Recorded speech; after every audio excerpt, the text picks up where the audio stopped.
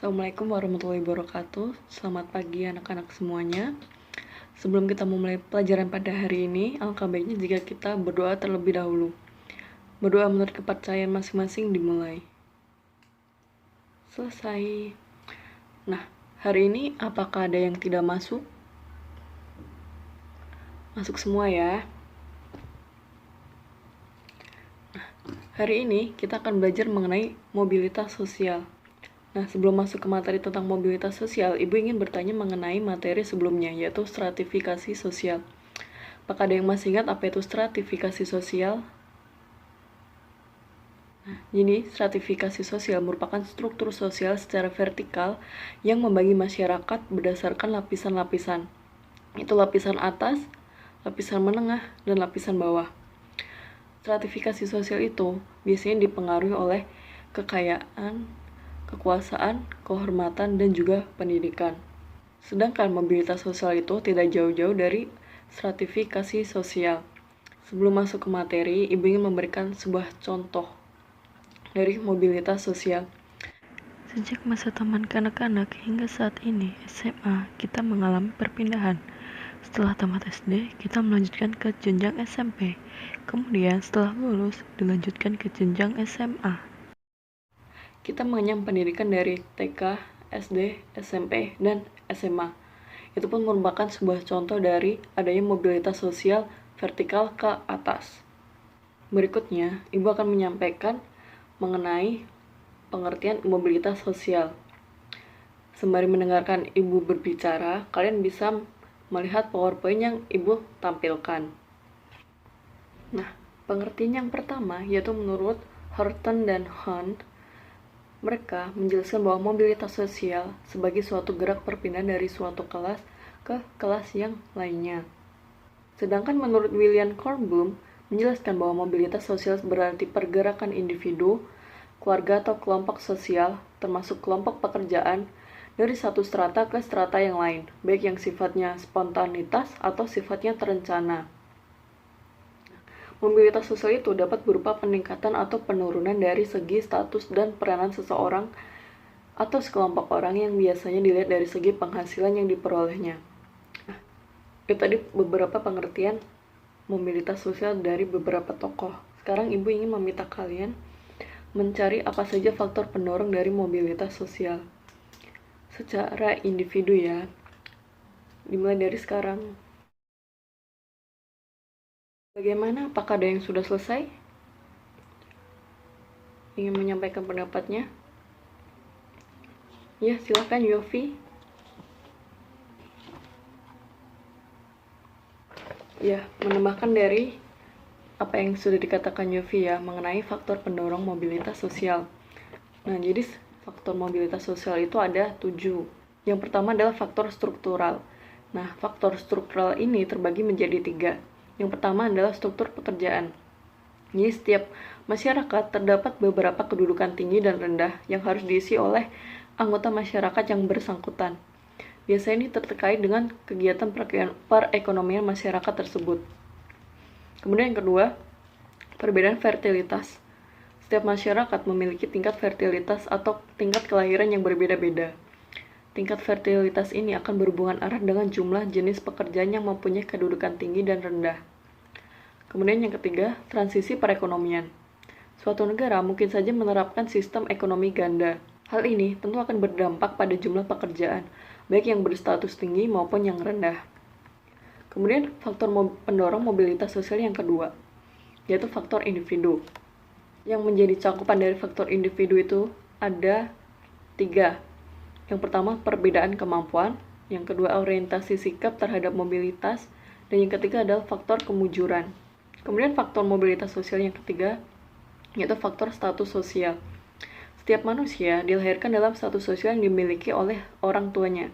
Karena ketika ia dilahirkan, tidak ada satu manusia pun yang memiliki statusnya sendiri.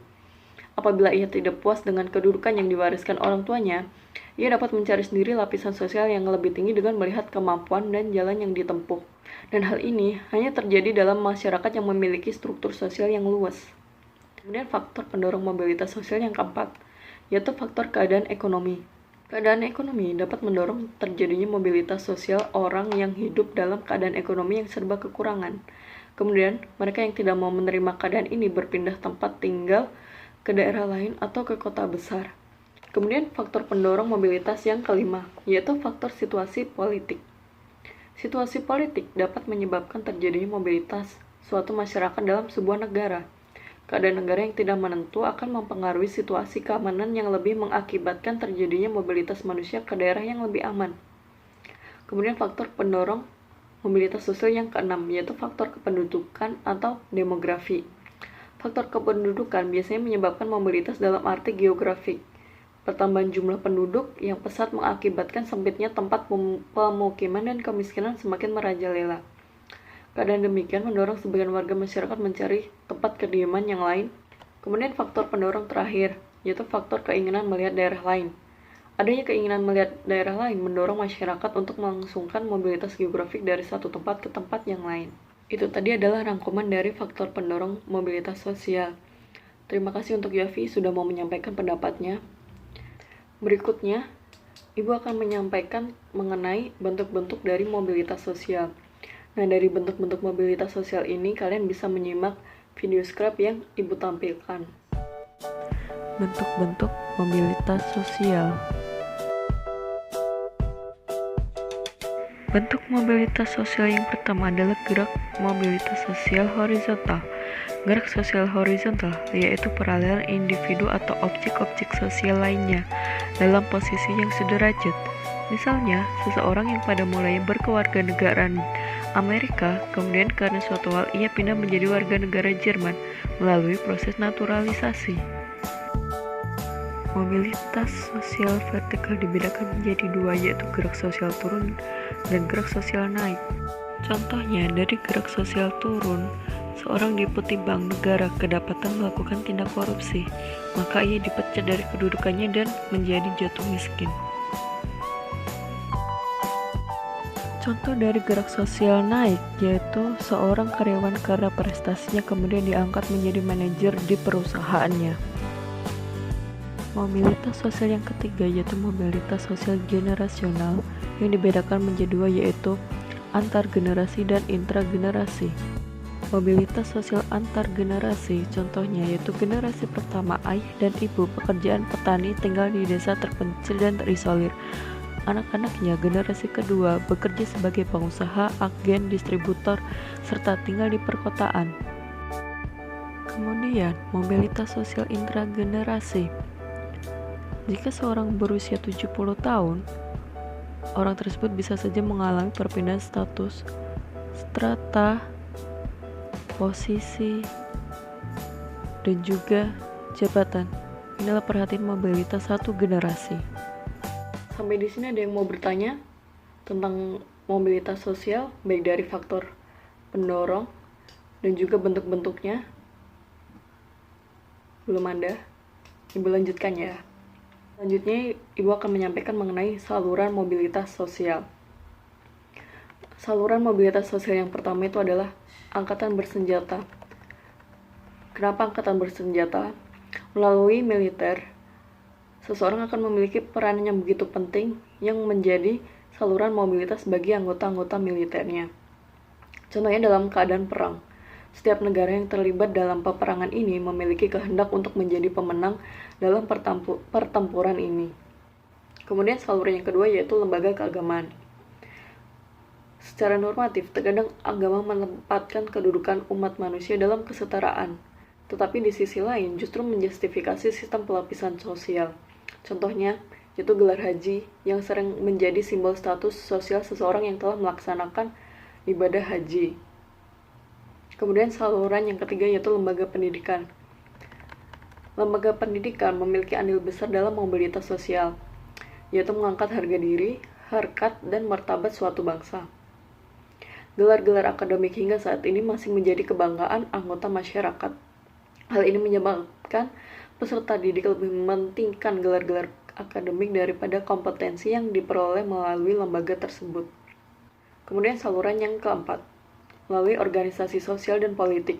Melalui organisasi, anggota-anggotanya akan direkrut menduduki jabatan-jabatan tertentu dalam struktur kepengurusan organisasi. Anggota yang memiliki kualifikasi yang terbaik akan menempati posisi yang paling tinggi. Kemudian, saluran yang kelima, yaitu lembaga ekonomi. Kelangkaan sumber-sumber ekonomi menyebabkan setiap individu manusia selalu berusaha untuk mengaksesnya. Adanya kemampuan akses dan peluang dalam sistem ekonomi menyebabkan pergeseran ekonomi masing-masing individu, sehingga bermuara pada terciptanya struktur kelas sosial. Kemudian saluran yang keenam, yaitu organisasi keahlian. Seseorang menamatkan belajar di Fakultas Kedokteran akan mengalami pergeseran kedudukannya setelah terbukti kemampuannya dalam menjalankan praktik medis yang mendapat lisensi dari Ikatan Dokter Indonesia.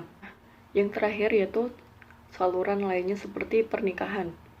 Seseorang yang berasal dari kelas sosial bawah kemudian menikah dengan salah satu seorang putra bangsawan, maka secara otomatis dia akan mengalami pergeseran kedudukannya. Akan tetapi, pihak mempelai dari keluarga status sosialnya tinggi akan merasa jatuh status sosialnya sebab seorang anak bangsawan jatuh cinta dengan seseorang yang berasal dari keluarga kelas bawah.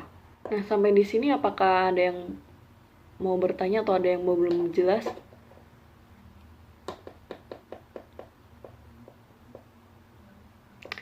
Sepertinya sudah semua ya.